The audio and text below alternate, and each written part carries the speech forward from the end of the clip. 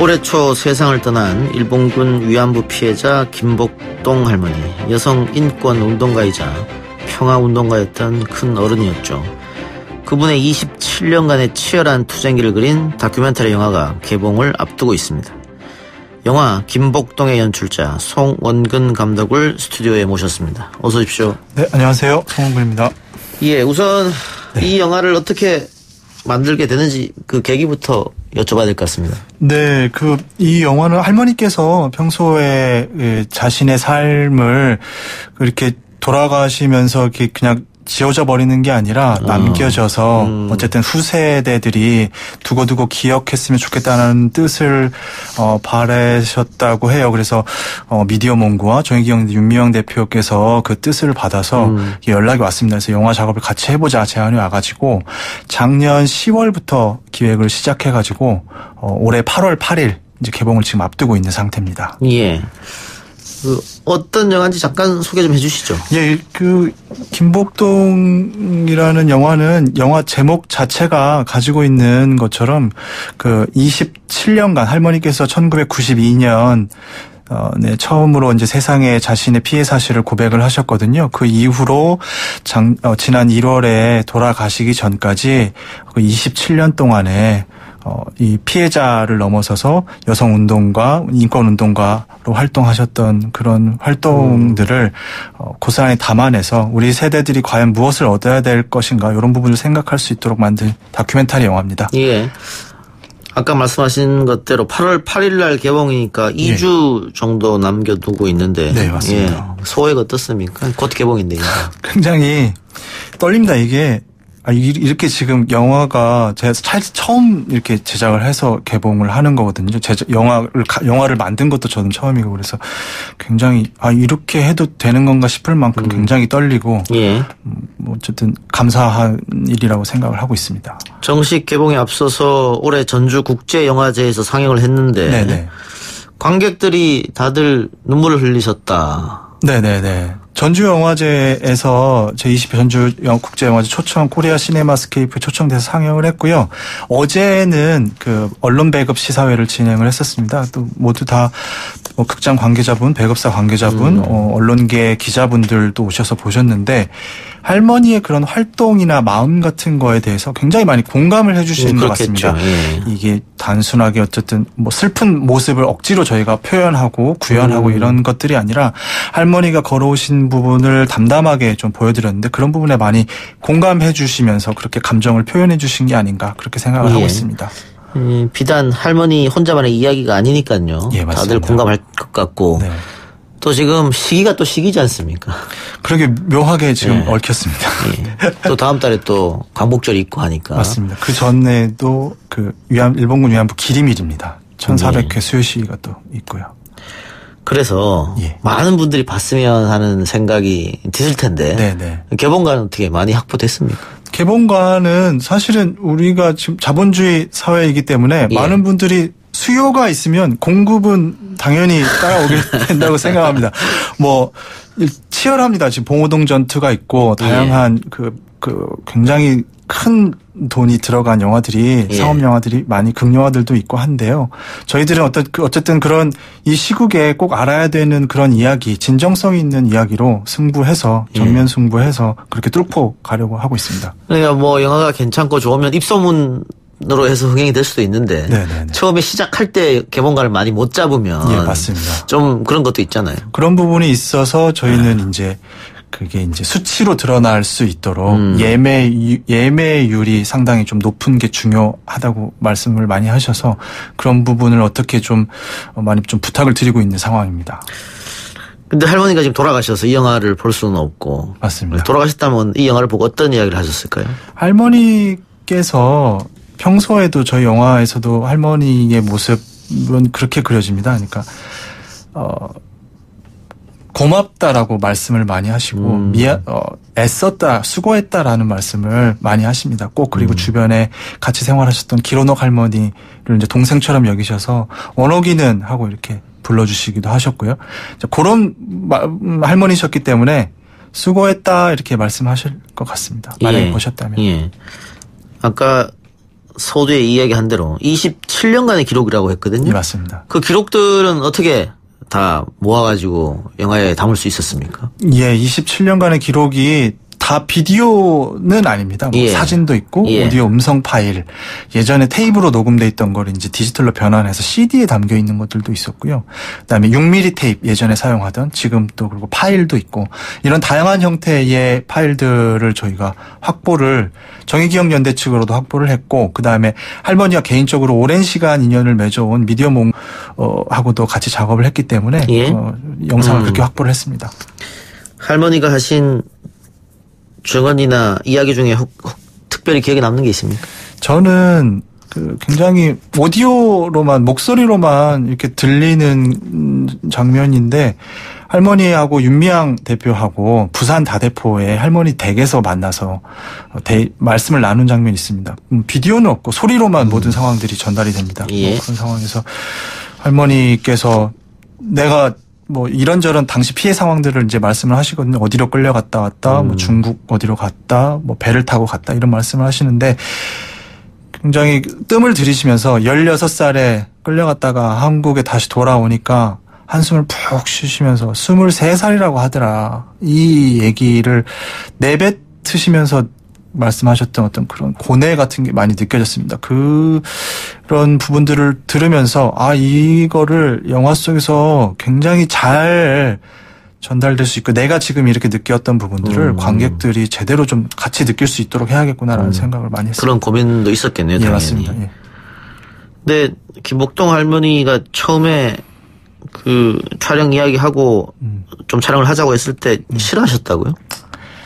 그러니까 싫어했다라기보다는 예. 이제 저를 잘 모르시는 거죠. 예. 왜냐하면 그때는 굉장히 병세가 악화돼 있었습니다. 제가 처음 만나 뵀을 때는 저는 할머니를 시위석상 말고 개인적으로 이 영화를 제작하게 된 이후로는 병실에서 처음 뵀습니다. 예. 수혈을 하고 계시는 모습 그랬었고 할머니가 평소에 이렇게 누가 이렇게 와서 말 걸고 지극히 일정 부분 친근한 사람들 외에는 접근하시는 것들을 굉장히 좀 꺼려하셨던 성격이었었고 그렇기 때문에 많이 좀 그러셨긴 했지만 미디어몽구나 뭐 이렇게 윤미향 대표께서 말씀을 많이 해주셨습니다. 영화 하는 사람이다. 라고 영화 만드는 감독이다 이렇게 말씀해 주셔서 그렇게 이야기를 조금 나눴습니다. 예. 저는 아직 영화를 보지를 못해서 듣기만 했는데 영화에 소녀상이 주요하게 등장한다고요? 예, 그렇습니다. 그러니까 할머니의 김복동 할머니 활동에 저희가 기점으로 저희가 소녀상을 좀 봤습니다. 그러니까 소녀상이 세워지기 전에는 그 일본의 어떤 역사 부정 같은 것들이 굉장히 극심할 때였습니다. 역사 교과서에서 그 위안부에 관련된 내용이 삭제돼 던 시기였었고 우리나라에서도 뉴라이트가 극성을 부리던 시기였었습니다. 2011년이 2011년 12월 14일 천회 수요 집회 때 평화의 소녀상 평화비가 평화로에 세워지면서 학생들이 이 문제에 대해서 조금 더 관심을 많이 갖게 됐고 일반 사람들도 조금 더 많이 찾아오게 됐고 할머니께서도 수요 시위에 참석하는 그런 미래 세대들의 모습을 보면서 서로 어떤 그런 교감들을 주고 받으면서 할머니도 변화하시고 또 변화한 모습을 보면서 학생들을 더 많이 찾게 되고 또 할머니 또 그 모습을 보면서 또 다른 행동들을 더 열심히 해야겠다라는 마음을 또 가지시기도 하고 이런 서로 상호 교감들이 있었던 어떤 계기가 평화비의 건립이 아니었나 그런 생각이 듭니다. 최근에 이 소녀상에게 그 모욕적인 안산에서요. 예, 일을 한 청년들이 있잖아요. 네네네. 얼마 전 할머니들한테 사과를 했다고 합니다만은 그런 뉴스 보고 어떤 생각이 드셨습니까?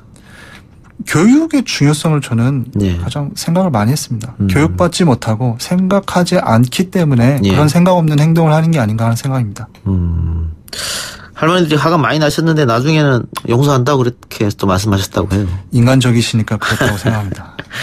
예, 한지민 씨가 출연자로 이름을 올렸다고 하는데 내레이션을 맡았습니다. 내레이션을 맡았습니까?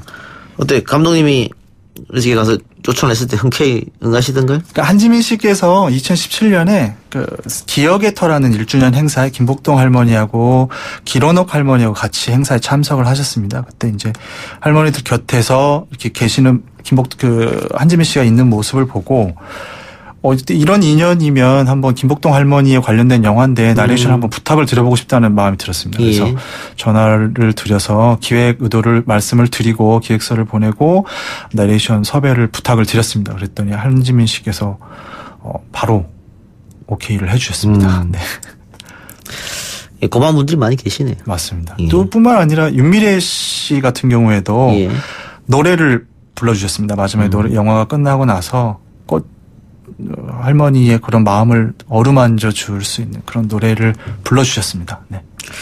그 우리나라 분들도 많이 보면 좋겠습니다만 외국 분들도 그러니까 우리의 이 아픈 역사를 잘 모르는 외국 분들 네.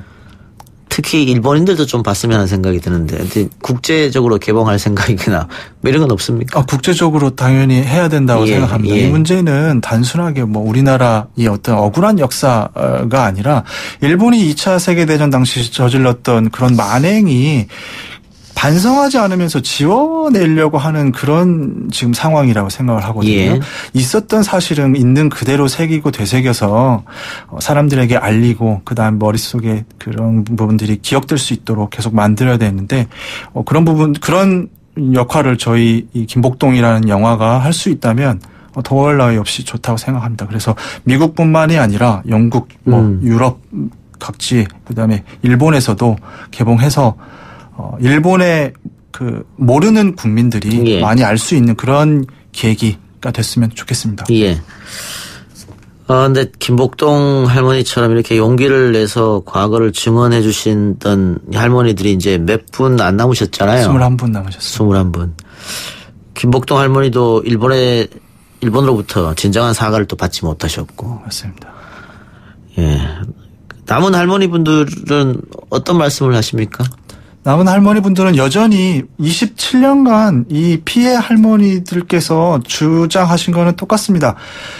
그러니까 이 범죄를 인정을 하고 공식적으로 사죄를 한 다음에 예. 법적으로 배상하고 다시 이런 일이 일어나지 않도록 역사 교육을 해라라는 게 30년 가까이 이분들께서 줄기차게 주장해 오셨던 것입니다. 근데 이런 부분들이 지금까지 단 한 번도 이루어지지 않았는데 2015년도에 한일 위안부 합의라고 말도 안 되는 합의를 한 거였었거든요.